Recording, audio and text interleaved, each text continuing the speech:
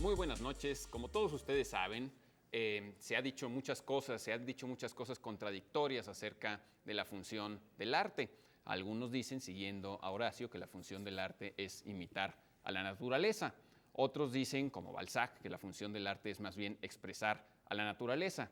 Otros más dicen que la función del arte no es ni expresar a la naturaleza ni imitarla, sino competir con ella y, de ser posible, incluso sustituirla. Para algunos el arte es una forma superior de conocimiento, como para Aristóteles, y para otros el arte es sencillamente una hermosa mentira. Así es que supongo que no queda más que aceptar todas estas contradicciones y recordar que la congruencia está muy bien o estaría muy bien para los políticos si es que la pusieran en práctica, pero no tanto para los artistas, que curiosamente muchas veces son los que se empeñan en practicarla. Soy Pablo Ullosa, me alegra mucho darles la bienvenida aquí a La Dichosa Palabra, y a continuación pues voy a ceder la palabra precisamente a mis colegas para que se presenten con alguna de sus frecuentes sagacidades. Pues lo mío no es sagacidad, Pablo. Yo envidio lo claro que resultas con respecto al arte. A mí el arte, digamos, también me deja más o menos claras las cosas. Con lo que yo me llevo muy mal es la matemática. Y yo he sufrido toda mi vida, pues yo no entiendo nada de matemáticas. Hasta que leí una frase de Bertrand Russell que me hizo muy feliz y que yo quiero compartir con todos aquellos que detesten las matemáticas igual que yo. Nótese que Bertrand Russell era de formación matemático, ¿eh? Pero decía Bertrand Russell que las matemáticas pueden ser definidas como esa disciplina en la que nunca sabemos de lo que estamos hablando y nunca estamos seguros de si lo que decimos es verdad. Soy Nicolás Alvarado, muy buenas noches. Pues les voy a contar una anécdota de Vicente Blasco Ibáñez, que era un escritor español. Me cuentan que era un lector empedernido y que leía cuanto libro le caía en las manos. Además de leer muchas horas diarias, decían que retenía todo el contenido de los libros que él devoraba. Un día un amigo le preguntó, bueno, ¿y de qué te sirve leer tanto? Y el otro dijo, de mucho. Dijo, pues no entiendo por qué, explícamelo. Entonces el otro le quiso ilustrar con un ejemplo. Dijo que una vez tuvo problemas políticos y que le desterraron a un pueblo muy pequeñito y muy aislado. Entonces, aburrido de estar allá, se enteró de que había una viuda de un militar que tenía una biblioteca. Fue allá, le pidió permiso para leer sus libros y estuvo varios meses leyendo todos los libros militares que tenía la señora en su casa. Una vez le invitaron en Francia a una cena con unos generales franceses y pues descubrieron que era un estratega militar buenísimo y que se sabía toda la teoría y el arte pues, militar. Entonces el amigo se quedó así y dijo, perdón, pero sigo sin entender, ¿qué ganaste con todo eso? Y dice, que me invitaran a muchas cenas. Entonces aquí la lectura les invitamos a compartirla, nuestro gusto, nuestro interés por la lectura. Esperemos que les sirva de mucho y bueno, pues a compartir con nosotros esta hora cada sábado de 9 a 10. Bienvenidos, yo soy Laura García. Debe haber sido fea la viuda. Debe haber sido fea la viuda. No le veía tantas horas. También hay que agregar que nos gustan las cenas, ¿no? También, no solo los libros. Cenar. Al salir de aquí. ¿Qué tal? Yo soy Eduardo Casar. Buenas noches, bienvenidos a La Dichosa. Hay un poema de amor que dice, quisiera estar a 2 pasos de ti y que uno fuera mío y el otro fuera tuyo. En este caso lo podemos adaptar al acto televisivo y nosotros ya hemos dado el primer paso, ya estamos aquí, todos muy peinaditos, ¿verdad? Con nuestra agua, y ustedes han dado el otro al escoger este canal. Durante 1 hora vamos a estar hablando, seguramente durante 1 hora, por pura lógica, van a encontrar ustedes algo interesante. Sí, no, siquiera por default, algo tendrán que encontrar. Hay una frase china que dice, 500 arqueros tirando flechas al aire durante todo un día matan un pájaro, seguro. Pues podríamos invitar al público a echarnos montón entonces para que amacolle mejor. Que no sea muy puntiagudo las flechas. Bueno, vamos a comenzar a tirar flechas al aire, fechas probablemente también, si alguno de nosotros se las sabe. Pero flechas, vamos a comenzar con las flechas como esta esta pregunta que nos mandó Valentín Hernández, que nos pide que hablemos a profundidad, de ser posible, del significado de la palabra poesía, o de lo que es la poesía. ¿Qué es poesía? Poesía, Tú me lo preguntas, Pablo. Poesía no soy yo. No, poesía es ser como tú. No, yo soy prosa. Yo soy broso. ¿Prosa Eh, o Prozac? No te entendí bien. Prosa. Yo siempre quiero escribir un libro que se llame Pequeños Poemas en prosa, que en homenaje al de Baudelaire. Pequeños nada más que poemas en actualizado. Prozac. Sí, sería una actualización de Baudelaire. Pero bueno. bien. Escribe el mismo de Baudelaire y lo publicas con tu nombre. Así hay un cuento de Borges, de un cuate que, bueno, se identifica tanto con un libro que decide publicarlo con su nombre. ¿Sí? Las aventuras de Huckleberry Finn, ¿no? Con su nombre. Bueno, y Porque dice, ¿para qué tengo la soberbia de querer añadir más letras? Sí, a mí eso es lo que me eso es gusta, ¿no? ¿Y compartió exactamente lo mismo. regalías o así nada más? Sí, Y así publicó una traducción de la Biblia, La cabaña del tío Tom. Claro, esa otra. esta es una de las crónicas de Bustos Domecq, ¿no? Es una de las crónicas. Sí, Bueno, y tiene un poco que ver también con Pierre Menard, autor del Quijote. sí, pero ya Bueno, ahí más sobre en- lo de la poesía, Volviendo a para la- volver a la pregunta. La poesía etimológicamente significa crear. El término va hacia el aspecto creativo del lenguaje y efectivamente la poesía lo que hace es utilizar las mismas dimensiones del lenguaje que usamos todos los días, pero acentuando ciertos aspectos para que haya un efecto estético, una conmoción, un nuevo conocimiento, una nueva manera de decir las cosas. Entonces la poesía acentúa los aspectos sonoros, los aspectos, por así decirle, visuales del lenguaje y los juegos de palabras, el sentido figurado, etc. ¿no? Tal vez esa sea una manera de acercarse a la poesía viendo esas acentuaciones que hacen que se destaque en primer lugar el aspecto como sensible, físico, casi material del lenguaje. Y entonces la poesía entrelaza esos aspectos y así nos toca de una manera más, por así decirlo, más física, no solamente pues de los ojos para arriba, sino de la boca para abajo.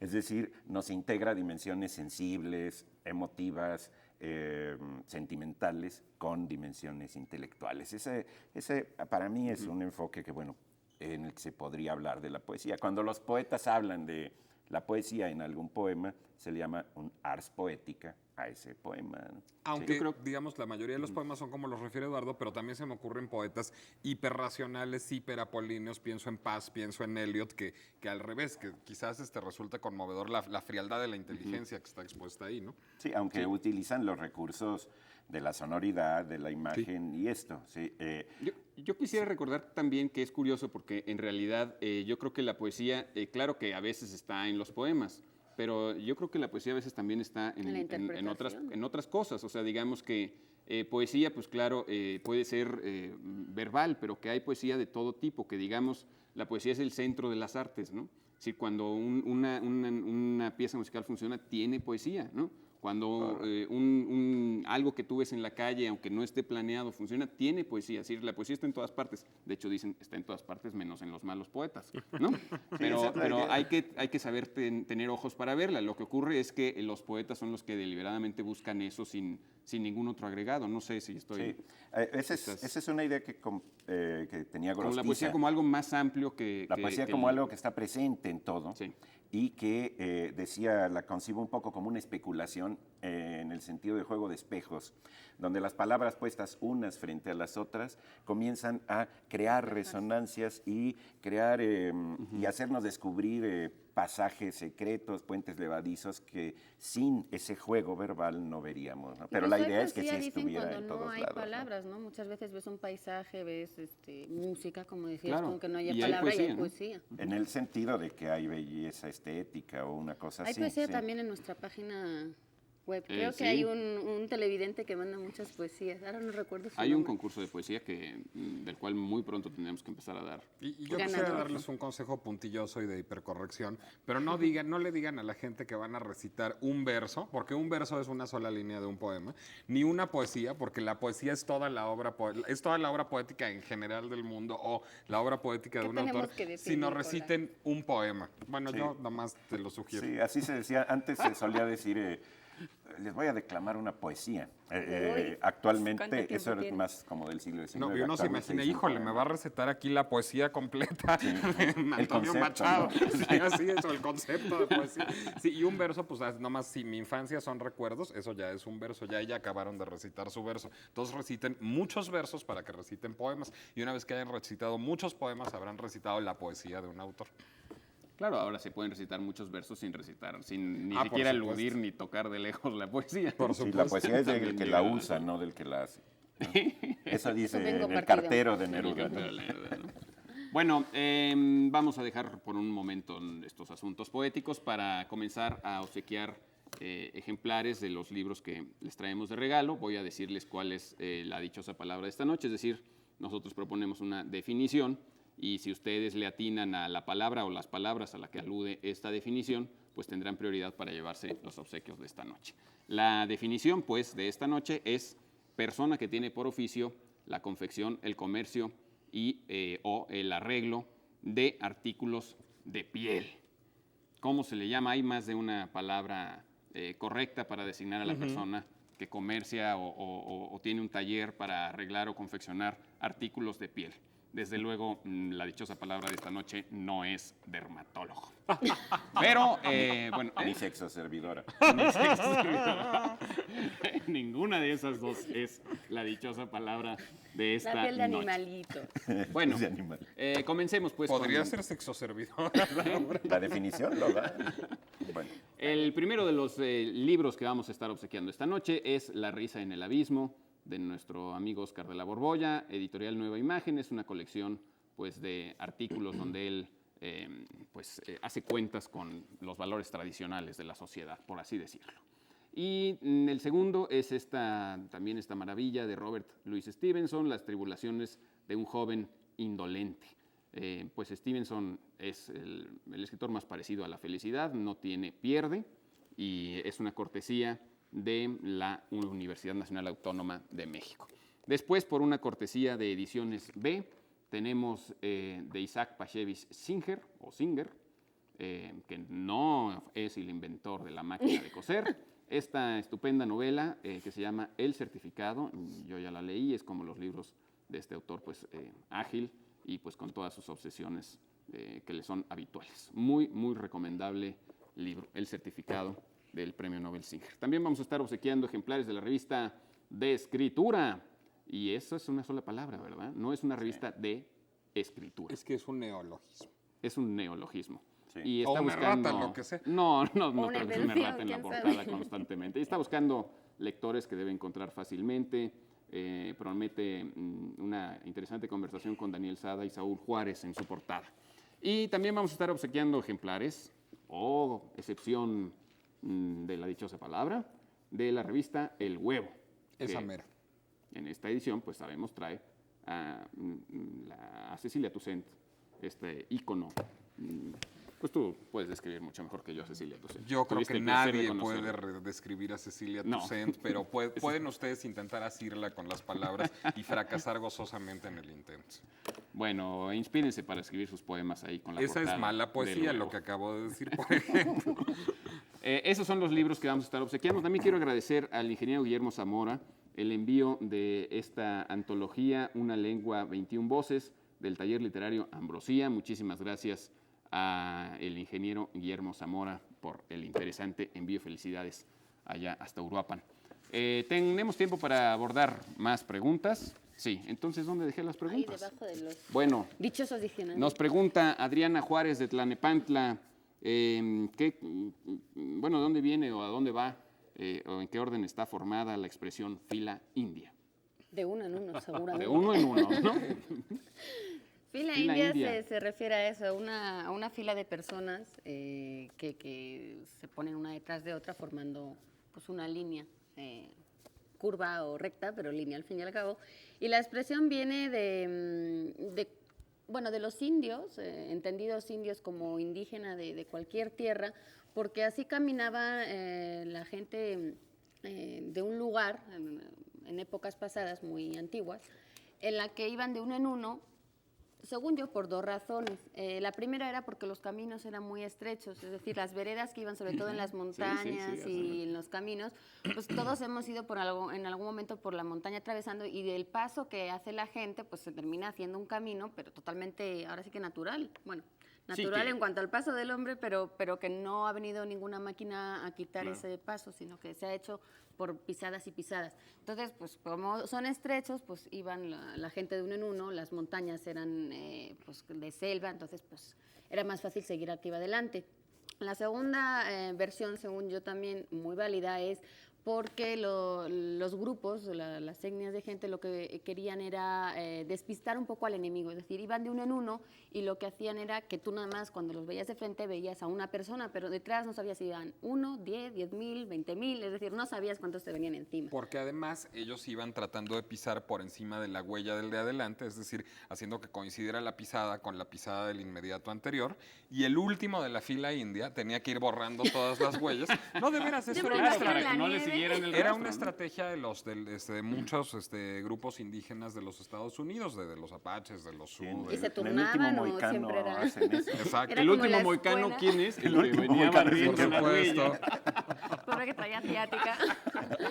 Y la expresión, yo creo que empezó a utilizarse cuando los españoles llegaron a América, porque empezaron a ver a los indígenas caminar así, ponerse así, y además ellos lo utilizaron también un poco como método de vigilancia, es decir, a ellos era mucho más fácil tener dominados o controlados a un grupo de gente que estaban en línea recta que no a un grupo que está totalmente compacto y pues que no por tiene eso el Eso ponen centro. explica por qué nos forman a los alumnos de las escuelas tradicionales de esa manera. Por ¿no? Para supuesto. checarlos Para mejor. pensar que solamente tienen un alumno.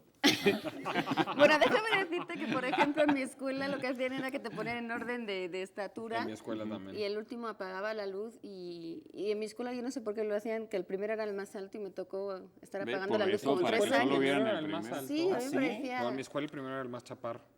pues Sí, no, pero es te que en digo que Europa me es tocó al apagar revés. la luz 3 años.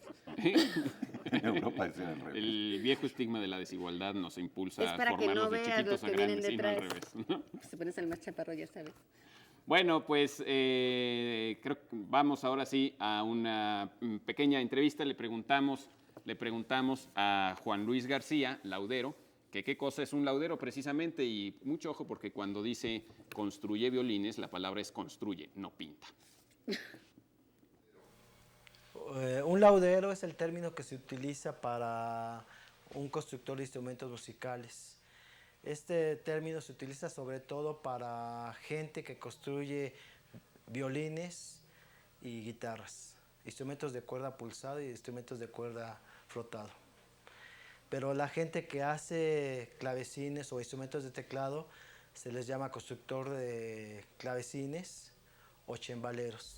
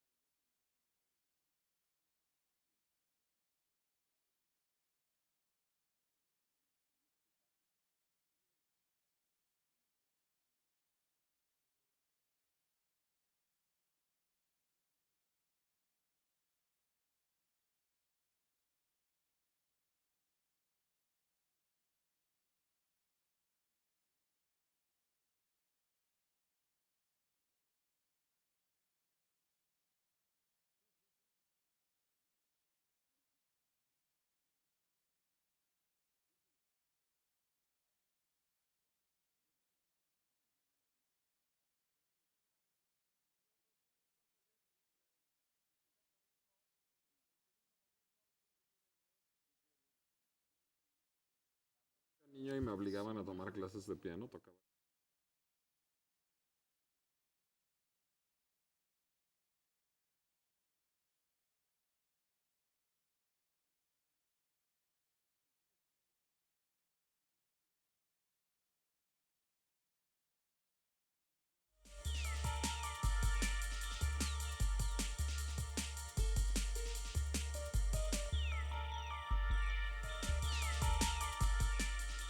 La dichosa palabra está de vuelta. Qué bueno que no le han cambiado, la prueba es que están viéndonos. Presentamos modismos, les pedimos modismos de sus lugares, de sus barrios, de sus casas. Y Flor Janet Rivera Pulido, de Huétamo, Michoacán, dice, Huetamo, perdón. Es un modismo de Eduardo decir Es un Huétamo. modismo, Sí, sí. en su casa se dice Sí. Así decimos nosotros, pues. A los premios Nobel, ahora les llaman Nobel. Yo tengo el modismo de decirles Nobel, pues se me quedó así pegado. Es que durante años siempre se dijo Nobel, Nobel. pero Y luego en ya- ¿cómo le realidad ponen en acento? español correcto es Nobel, ¿no? Pues sí. No sé Bueno, cómo se diga en sueco. dice que allá les dicen a los niños guaches y a las niñas huachas con H. Guacha, una guacha, fíjate. Fíjate Así, qué pues, bonito. sería una bonita Guacha frase. al guache. Guacha al al guache. Bueno, y hay Bueno, otro, y ¿no? hay otro modismo, este es de Ofelia Enríquez de Aguascalientes, quien nos dice que allá en Aguascalientes dicen ya me reborujaste, para indicar que alguien ya fue confundido o revuelto en sus pensamientos. Dice que algunas veces en otras partes del país, supongo, se han burlado de ella por decir ya me reborujaste, pero que ella tiene entendido que eso se dice en España. ¿Cierto o falso? ¿Tú lo has oído? O ya ¿O te ya te reborujó. reborujamos con esto? Siendo muy arreburjada. No, yo no la he oído. No en las zonas donde has vivido, No en cuando Madrid. menos. No en Ahora, Madrid. algo porque se diga en España no es necesariamente correcto. Es No, decir, no. si se dice en No, España, muy pues es que brutos se ahí. dice No, en no, España. querría decir que alguien de Aguascalientes viajó, ¿no? Sí, estuvo en verano allá, se Estuvo en encontró verano. con Bueno, a ver, con uno pero eso de es Aguascalientes. Es interesante porque así como existen los mexicanismos, ¿a poco existen los españolismos? Yo diría que ¿Cómo sí, no? pero no Yo están también indicados diría que sí. claramente ¿Qué en te el puedo diccionario. decir? Claro. Muchísimos españolismos. O un inglesismo. Que me han hecho mucha burla en los últimos años. Sí, Bueno, lo que pasa Pero es no que se bueno, indican así en los diccionarios, ¿no? No se pone españolismo. Pues según esto que porque los diccionarios se hacen en España, entonces lo que se dice en casa de uno pues es Bueno, Se normal. supone que suena natural. dejemos esta... Sí, bueno. Plática para otro día. o sea que hemos vivido con lo que se decía en la casa de María Moliner, digamos todos. Y del DRAE, o cómo se del DRAE, ¿verdad? El DRAE. No, pero es que ya son más casas. La de Ah, María son más Moliner pues casas. nomás era uno. Amparo Romay pregunta, ¿qué es SNUF? S-N-U-F-F. SNUF. Bueno, pues hablando de extranjerismos, en español, nada. Es decir, No es nada. pero es una palabra apasionante de origen inglés. Bueno, snuff es una palabra inglesa que a veces usamos como anglicismo, particularmente para referirnos al cine snuff. Ahorita platicamos de eso, pero empecemos por el origen de la palabra. El snuff en inglés es la parte quemada del pabilo de una vela. Es decir, ya ven que ustedes cuando tienen una vela y la encienden, a la hora de apagarla, pues queda un cachito de pabilo que está quemado. Eso es el snuff. Pero por derivación, digamos, la acción de apagar una vela también se dice to snuff, es decir, también es un verbo. Cuando uno hacía una vela, bueno, con un gorrito o lo que sea, apaga la vela, la está snuffeando, digamos. Y a partir de esto es que se usa la palabra snuff para referirse a un género cinematográfico bastante dudoso y mucha gente dice que inexistente, que es, digamos, son películas pornográficas en las que sucede un asesinato pretendidamente real. Es decir, hay dos películas que no son películas snuff, pero que hablan sobre películas snuff que fueron muy populares. Tesis, Sí. una película Española. española de Alejandro Amenábar, y 8 milímetros, una película estadounidense de Joel Schumacher. Las dos películas son muy buenas y entretenidas. Tesis es mejor, pero las dos... La otra no está basada en tesis, precisamente, ¿no? No, o sea, también es sobre cine snuff, Pero no partieron del argumento de tesis ni nada. Yo Pero no no la vi, partieron lo del sé. argumento de tesis. Las dos son entretenidas y Tesis es hasta particularmente buena. Es decir, se supone que hay un mercado negro del cine en donde hay pornógrafos que se dedican a matar gente y a filmar sus asesinatos y a vender esto como un producto pornográfico. Esto tiene todos los visos de una leyenda urbana. Es decir, el origen del cine snuff está en un productor de cine de los años 70 que se llamaba Alan Shackleton, que se le ocurrió la peregrina idea de vender una película como si tal cosa hubiera sucedido. Compró una película de bajo presupuesto argentina que se llamaba La Masacre, le puso un final, él mismo filmó un final distinto en donde se suponía que se mataba a la protagonista y entonces la cámara se hacía para atrás y se veía el set y entonces uno decía, uy, uy, uy, de veras se cepillaron a la protagonista en medio de la filmación, pero y contrató además a algunos ex policías para que circularan el rumor entre otros policías y Pero en entre los realidad nunca ha periodistas. visto nadie uno. Era falsísimo, nadie se murió ahí, nadie ha visto una ahí. Ahora, hace un par de años fueron condenados a prisión, a cadena perpetua, por primera vez en la historia, 2 alemanes en Alemania por haber hecho pretendidamente una película snuff. O sea que no es, digamos, de descartarse que esta idea tan absolutamente delirante y perversa haya existido sin fundamento real, pero que ya, digamos, se haya sido tan diseminada, haya permeado tanto que ya haya inspirado a algunos orates a ponerla en práctica. Bueno, quizás, Sí. por ejemplo, el asesinato de que hubo en Hollywood hace unos años de Manson, bueno, más bien Manson fue el asesino o el cerebro de la de esposa de... De Sharon Tate, la esposa de Roman Polanski. Polanski, según esto que lo filmaron. Entonces, de alguna manera empezaron a decir que esa había sido una película de snuff, pero Sí. creo que fue Se dice más que bien es como falsísimo. documental de, bueno, pues te voy a demostrar que sí los maté. O sea, no creo que tuviera la intención luego de ser comercializada en redes Bueno, pederastas, redes... Es un tema mórbido, pero de hecho no se descarta, tengo entendido, hasta en las investigaciones de las muertas de Juárez, que esto pudiera llegar a tener alguna conexión de repente. Pero Y fuera de ese recuerdo- caso alemán nunca se ha comprobado en Sí, ningún no. país. Recuerdo una novela de Roberto Bolaño, de un artista alternativo, entre comillas, chileno, que no lo hace en película, pero sí lo hace con fotografías, de un torturador que tomaba fotografías de las torturas y de los asesinatos que cometía, y eso lo presentaba después como una obra de arte, pero en fin. Bueno, y hay otra novela de nuestro buen amigo Álvaro Enrique, La muerte de un instalador, que parte también un poco de esa premisa, y también un disco de David Bowie que se llama Outside, que también parte de esa premisa. Snuff tiene otra acepción, ya nomás lo digo rapidísimamente, pero con una etimología distinta. Ahí viene del holandés snuff tabak, que digamos snuff en holandés equivale al sniff inglés, es decir, inhalar, que es tabaco de inhalar, o sea, el rapé. Digamos, por influencia del holandés, en inglés se le llama también al rapé, al tabaco que se inhala, que no se fuma, sino que se inhala, snuff. Tan, tan. No es una palabra que se usa en español. Vamos a regalar un libro que es Las Memorias de Sherlock Holmes. Tenemos 3 ejemplares de Arthur Conan Doyle. Y para tenemos una cortesía pregunta de- especial. Es una cortesía del sótano, efectivamente. Es de Librería Editorial Sótano. Valdemar. La pregunta especial es, ¿cuál es el nombre del enemigo más acérrimo, más enemigo y más célebre de Sherlock Holmes?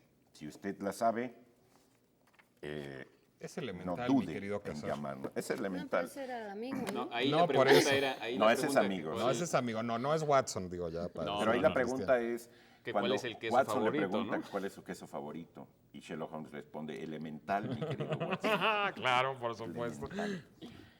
Consolación Pérez dice que hablemos sobre el libro El arte de la guerra de Sun Tzu. Sun Tzu.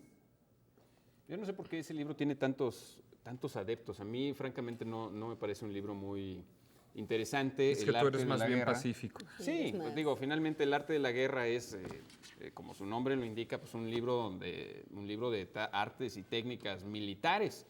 Creo que lo que realmente tiene de asombroso el libro es que pues, fue escrito como 500 años antes de Cristo, cuando en China, obviamente, cuando China no era todavía una nación consolidada, sino que estaba dividida en muchos territorios que solían pelear entre sí constantemente.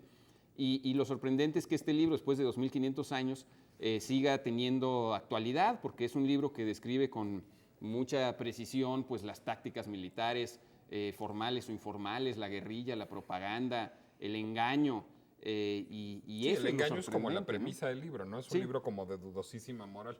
Sí, Es- pero ese es el chiste. Es un libro por eso sigue absolutamente leyendo. Por eso es amoral. ¿no? actual. Así es. Sí, Y es actual, Pero pues, es actual. pero es actual no por su valor literario, no porque su estilo, no por sino precisamente porque pues, la guerra sigue siendo actual. ¿no? Ahora- Porque yo creo que se aplica también a otros ámbitos, es decir, creo que el arte de la guerra trae una serie de estrategias de conocer al enemigo, de cómo esperar, conocerlo, no demostrar la fuerza para verlo grande y dominante que soy, sino más bien como ir estratégicamente avanzando.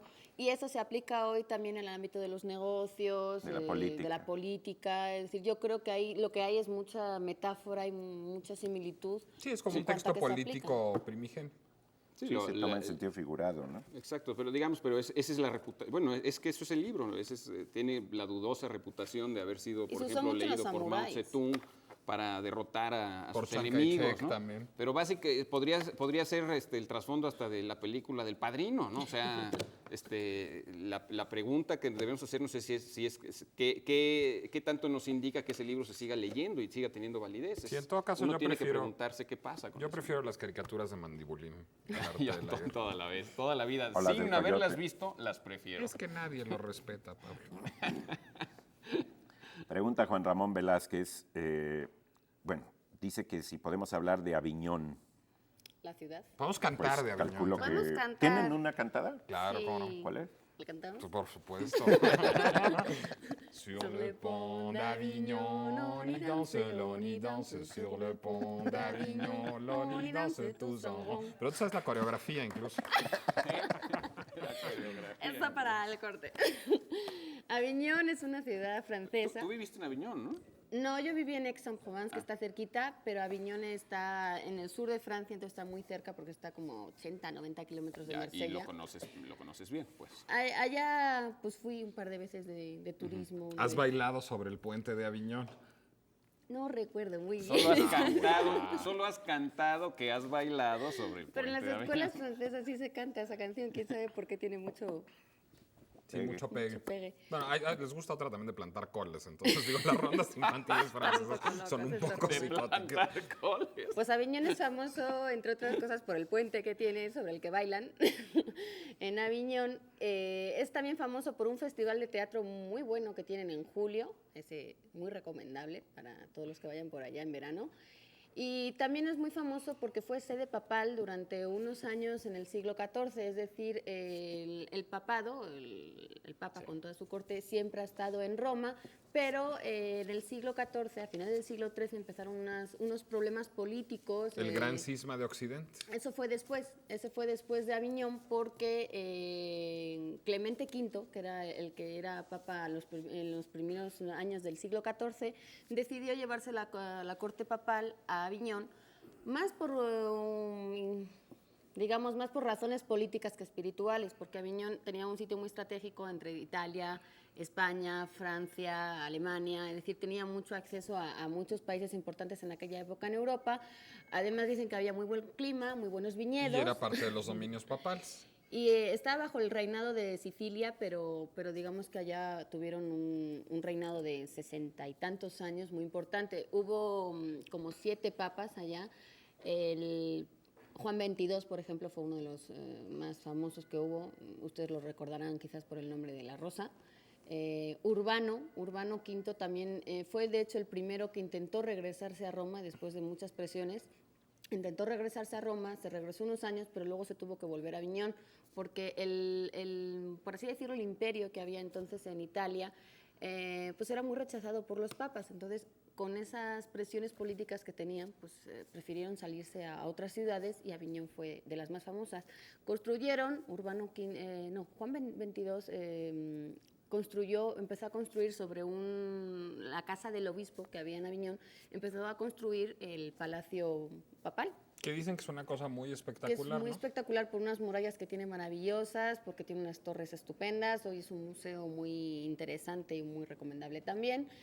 Y bueno, digamos que durante muchos años Aviñón recobró una importancia pues que no había tenido en la historia pues jamás. Claro, fue la Santa Sede. Fue la Santa Sede durante 60 años, imagínate, que la gente fuera allá e incluso creo que adelantaron un jubileo para que coincidiera con que fuera en Aviñón, o sea que sí le pretendían dar una importancia muy grande.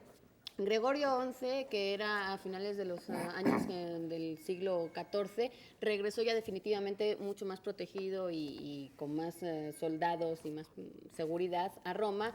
Fue el primer papa que residió en el Vaticano y ahí se quedó hasta nuestros días. Después de aquello se produjo el cisma de Occidente porque durante unos años hubo un papa en Roma y un papa en Aviñón. Y yo nomás quiero hacer una aclaración rapidísima, que es que el cuadro de Picasso de las señoritas de Aviñón no tiene nada que ver con la ciudad de Aviñón, sino ellas eran unas suripantas que trabajaban en un burdel de la calle de Aviñón, en Barcelona. Y también se dice que esas suripantas las había modelado a imitación de sus propias hermanas.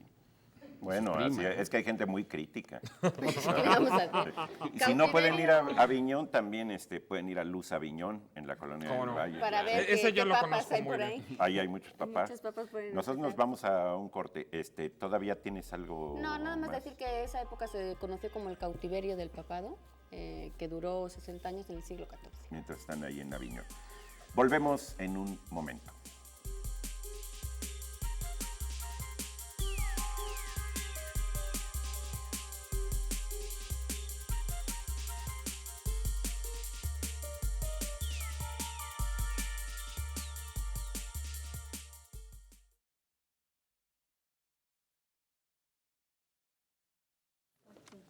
Verás cuando esta noche te llame tu madre y te diga.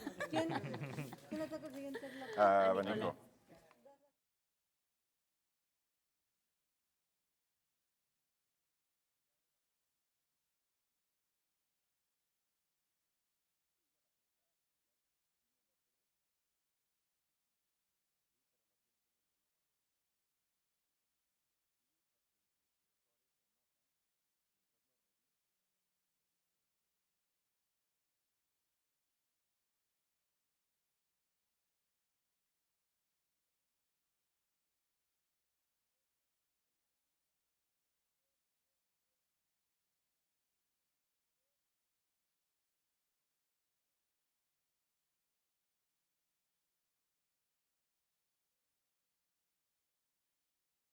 Ahí están las olímpicas.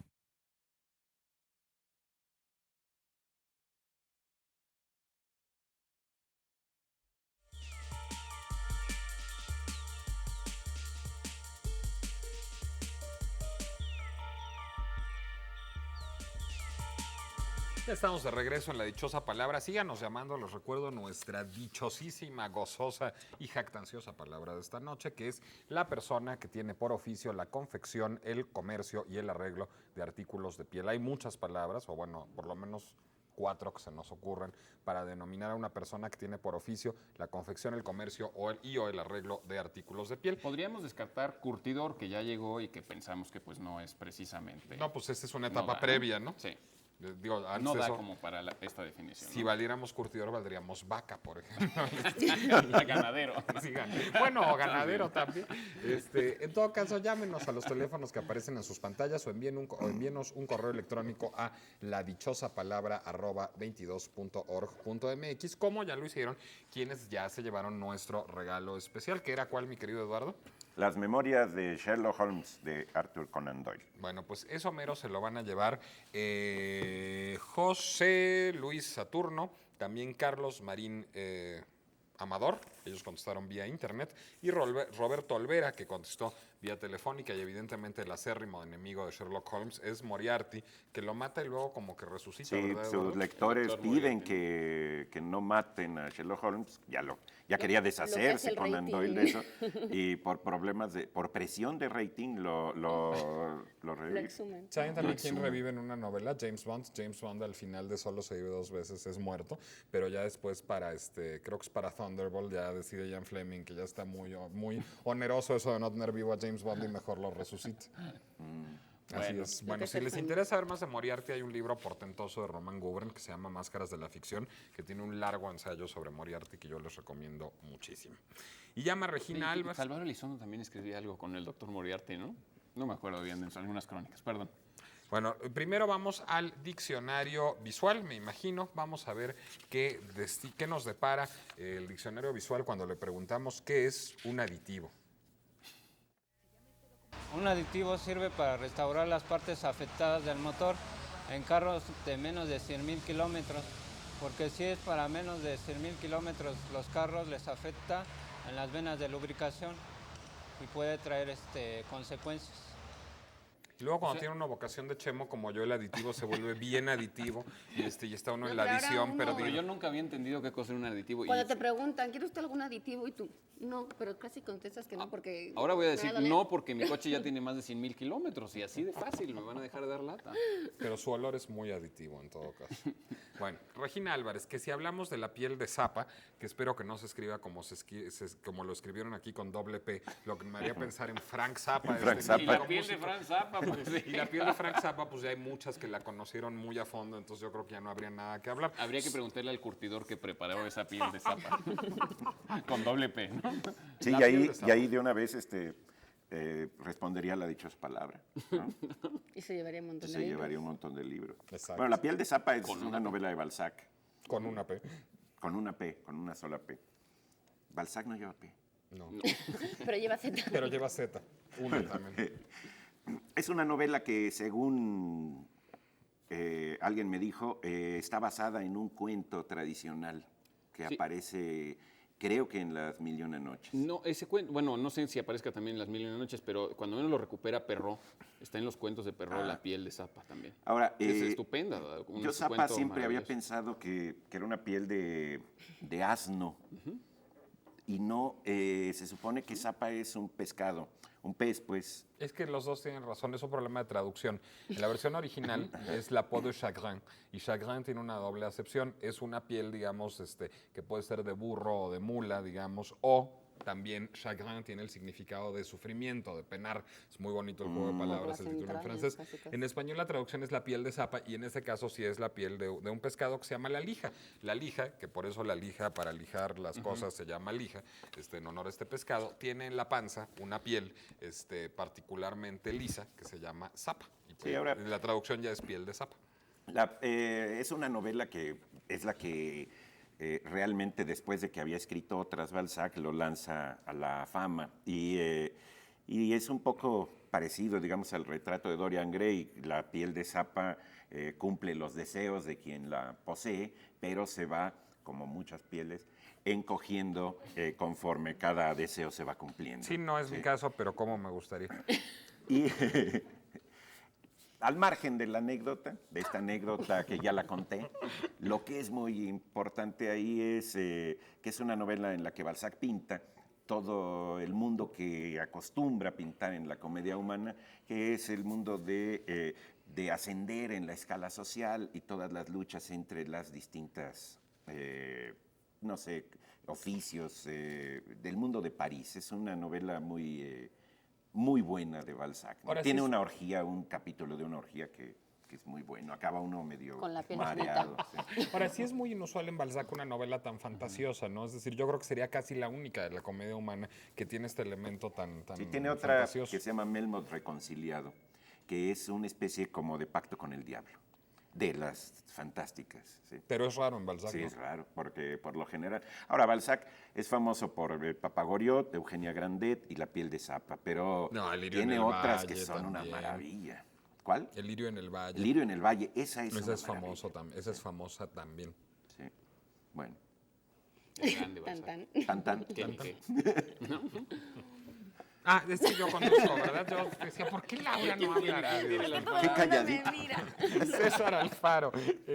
No, César Alfaro nos pide una pregunta que ya contestamos. Jorge de la Rosa, sí. Que hablemos de la locura de Erasmo.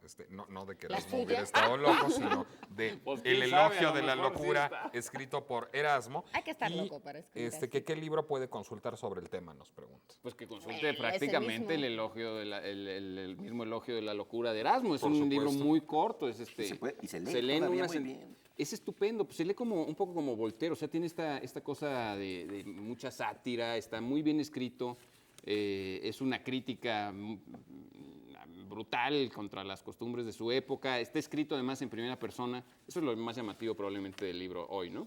Que esté escrito en primera persona por la propia estulticia, por la estupidez, ¿no? Que incluso lo primero que hace es reconocer que sabe, pues que reconoce que los seres humanos, incluidos precisamente los estúpidos o los estultos, pues lo primero que hacen es hablar mal de la estulticia y de ahí se arranca, ¿no? Sí, pero ahí la estulticia se tabla rasa de todo mundo, de ¿no? todo de la mundo, ¿no? iglesia, de la monarquía, de los burgueses, del Sobre todo le pueblo. ataca mucho a la iglesia, a toda la estructura un poco religiosa, que es un poco por lo que le unieron mucho pues a Lutero y a Claro. todas estas Lo- corrientes. Pero ahí sí, digamos que fue algunos incluso lo culpan a Erasmo de haber sido como el que puso el huevo de la reforma que después Lutero acabó empollando, ¿no? Pero en realidad Erasmo siempre procuró estar en un punto intermedio, es decir, Erasmo rompió con Lutero más adelante, se carteó con Lutero, tuvo una amplia correspondencia con Lutero, pero también la tuvo con Tomás Moro. Gran amigo. Y él era A en el quien fondo está un... dedicado el elogio de la locura. A quien si está no me equivoco, dedicado, ¿no? Es que dicen precisamente que el elogio de la locura en griego se decía moriae, que bueno, que podía haber tenido algo que ver con el apellido de Tomás Moro por ser de la misma etimología, por así decirlo. Bueno, y me Aunque yo no sé imagino si que eso con habrá las sido morias, que posterior. sí estaban bien locas, que eran unas ahí como diosas medio malvadas. Y con Moriarty. Y con Moriarty, por supuesto. supuesto. Y de hecho, cuando Erasmo escribió este elogio de la locura, había estado alojado con Tomás Moro durante algún tiempo. Erasmo viajó a Inglaterra, fue quien introdujo el humanismo en Inglaterra. Y independientemente de las disputas teológicas en las que sí se vio envuelto Erasmo, digamos que su interés fundamental nunca fue los asuntos religiosos. Él era un filólogo, antes que nada, una persona interesada por el conocimiento. Y esa fue su preocupación fundamental. Lo que pasa es que le tocó vivir una época pues terrible, el preámbulo de las guerras religiosas en Europa, que fueron devastadoras. El Renacimiento. Y a él le tocó estar ahí y participó pues indirectamente en esas disputas, pero su interés, su afán siempre fue más filológico. De hecho, probablemente su trabajo más importante ha sido la traducción del Nuevo Testamento, que vino a competir con la sacerdote, de Vulgata, porque demostró que la Vulgata pues, era una traducción sumamente arbitraria. Y ese interés de él por rescatar los textos originales, pues es también un interés que después tiene Lutero y la Reforma, ¿no? Es que cuando se constituyen la religión de los libros, ¿no? Igual que Lutero empezó con una educación religiosa muy fuerte, de hecho creo que él quedó huérfano muy Sí, él fue joven, y sacerdote y entonces todo, ¿no? enseguida empezó a estudiar con Los agustinos, no sé si eran No sé, jesuitas. pero básicamente incluso lo primero que hizo fue empezar a criticar eso, o sea, porque él vivió en un monasterio y sabía de lo que lo que estaba hablaba. hablando perfectamente, ¿no? Sí. Lo que tú decías, es un libro que se puede leer actualmente Sí. con mucho placer. Sí, Eso sí, es sí. muy Y interesante. muy corto, ¿no? Vale la pena que lea uno un sustituto de ese libro. Generalmente no son buenos los sustitutos de ningún libro, pero No, en este y si caso leen un no es ensayo ni sobre siquiera él, pues vale más la pena que lean el original directamente, primero. ¿no? Directamente. Así es, y directamente nos vamos nosotros también a recordarles que nuestra dichosa palabra de hoy es cómo se le dice a la persona que tiene por oficio la confección, el comercio y o el arreglo de los artículos de piel. Hay varias palabras para referirse a este oficio. Llámenos a los teléfonos que aparecen en sus pantallas o mándenos un correo electrónico a la dichosa palabra @22.org.mx y añadimos más libros a nuestra canasta. Sin antes ni después, de Juan Carlos H. Vera. Esto es por una cortesía de Tinta Nueva Ediciones. Es pues digamos una plaquette, pero que se ve sustanciosa, aunque delgada. Y es buen poeta, yo lo conozco. Y está hecho con tinta nueva, debo suponer. Muy nueva, me imagino. De Víctor Roura, por una cortesía de Ediciones Lectorum, Codicia e Intelectualidad, una revisión de la relación entre la inteligencia y la codicia, que bueno, pues empieza con Javelé y termina en el caso Dreyfus, o sea que sí es bastante exhaustiva la investigación de Víctor Roura. De J.R. Chávez, ¿Chávez o Chávez será la pronunciación correcta? Si no lleva acento es Chávez. Pero es portugués, ¿no? El apellido. Ah, no lo sé. pero además Bueno, terminan en eso. todo caso, sea Chávez. Yo creo que él es mexicano, no sé. Es mexicano. Sea Chávez o Chávez, ven es qué costarricense, entonces perdimos perdón. todos. Jaguares Góticos de J.R. Chávez, por una cortesía de Ediciones Umbral. Es bastante bueno porque lo que hace es precisamente llevar la literatura gótica al trópico, ¿no? Entonces ha hecho un poco el gótico tropical, digamos. el Había gótico una tropical. película como de Jane Eyre contra el vudú o algo así, a lo mejor tiene algo que ver. Bueno, en todo caso también tenemos la revista Incipit, por una cortesía de sí misma.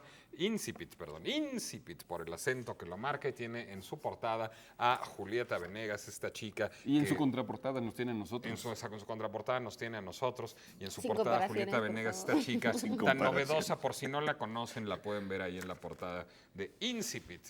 Y también tenemos la revista Ixtus, también con un acento que no se escribe, pero sí se pronuncia, que en este número nos presenta un texto de Illich, que supongo que debe ser Lenin, ¿o no? No, Iván Illich. Iván Illich, Digo, que es La vida humana, un Lenin. nuevo no, fetiche. no, si Lenin publica en Ixtus ya no se Ya, puede creer en que nada. Ya no se Bien puede creer en compuestos. nadie. Pero en todo caso, esta revista, pues también con la misma vocación filológica de Erasmo, por una cortesía de Editorial Yus. Y ahora vámonos rápidamente a unos mensajes y regresamos. Esto es La Dichosa Palabra.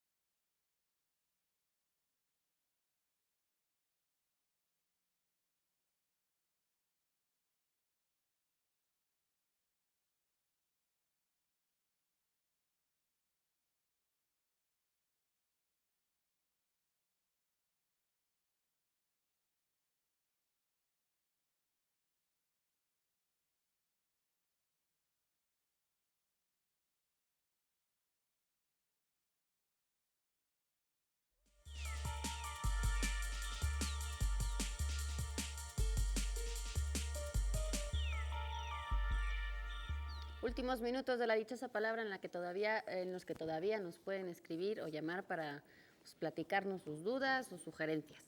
Así lo hizo César Alfaro hace unos horas, debe ser porque por el 31 de julio, para pedirnos que habláramos del Corominas.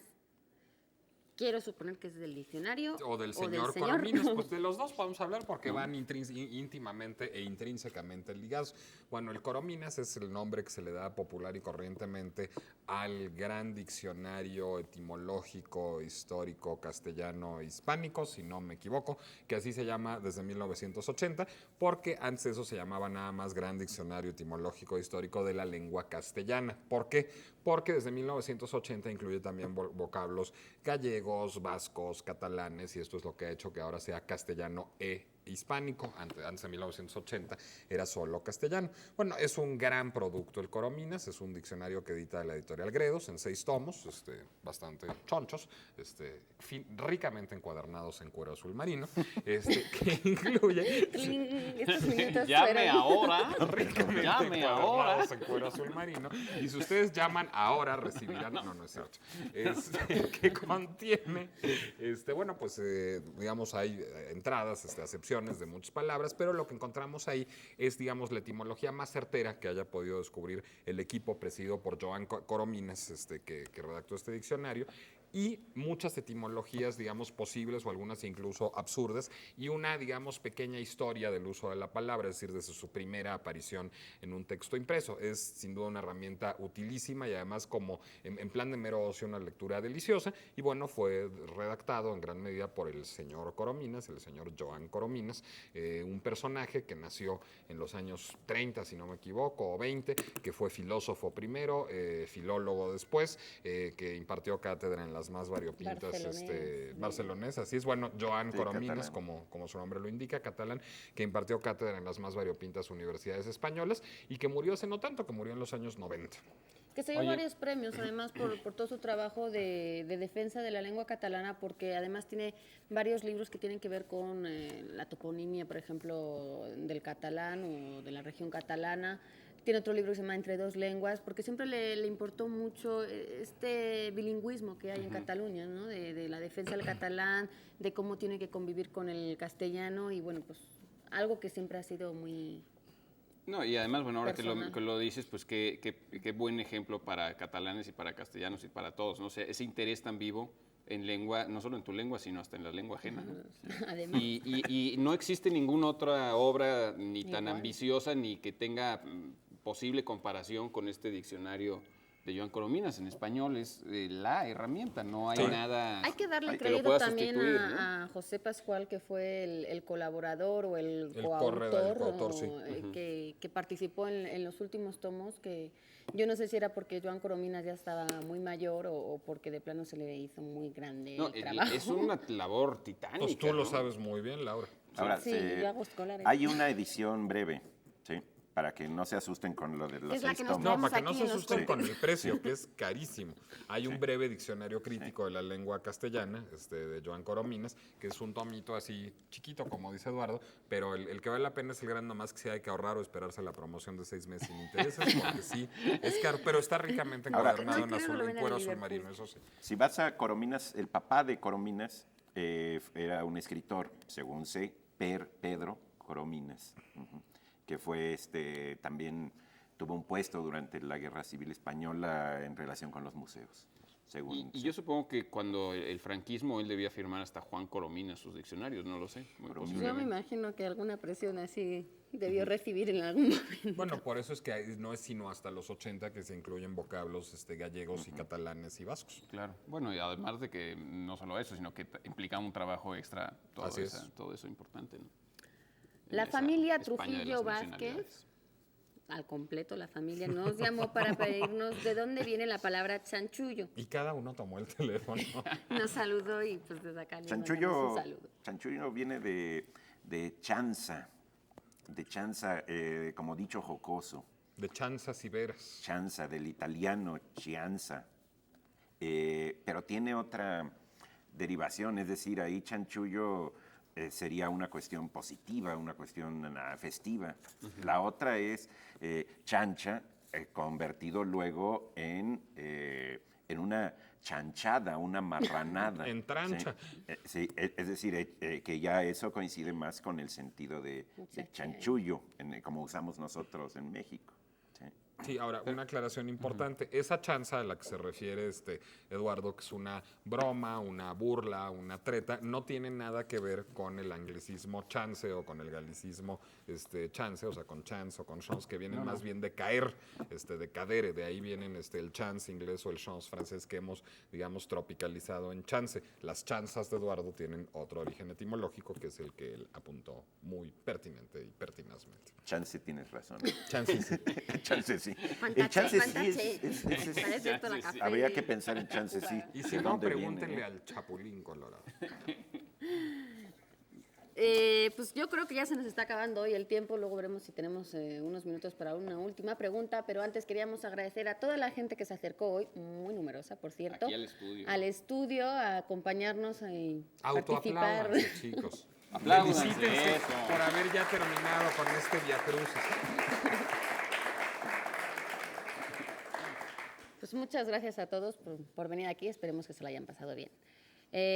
Tenemos unos minutos más, ya no, le así respondí. que Dichosa palabra. espero que usted ¿Cuál era la haya dichosa sido palabra? de los que llamaron o escribieron y han tenido la oportunidad de que entrara su llamada y nos hayan dicho que la persona que tiene por oficio la confección, el comercio y el arreglo de artículos de piel se llamaba peletero, talabartero o pellejero, porque si O es así... marroquinero. De hecho, Marroquinero. talabartero solo le decimos en México, tengo entendido. Sí, yo no conocía esa palabra, por ejemplo. No, es que yo Acabo tengo de entendido, descubrir. pero no me Voy a hagan caso, llamar a la dichosa palabra. que el talabartero hace artículos de piel, pero que terminan siendo usados para la equitación.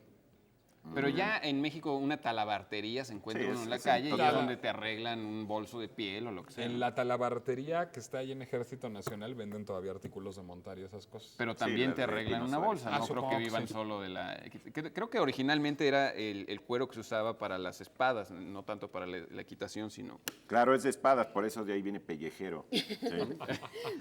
La piel de zapa se fue en una de esas pellejadas. Bueno, pues Bueno, muchas gracias, luego- se nos acabó el tiempo. Gracias a todos por acompañarnos un sábado más. Gracias a todos los que hacen posible este programa, sobre todo detrás de cámaras.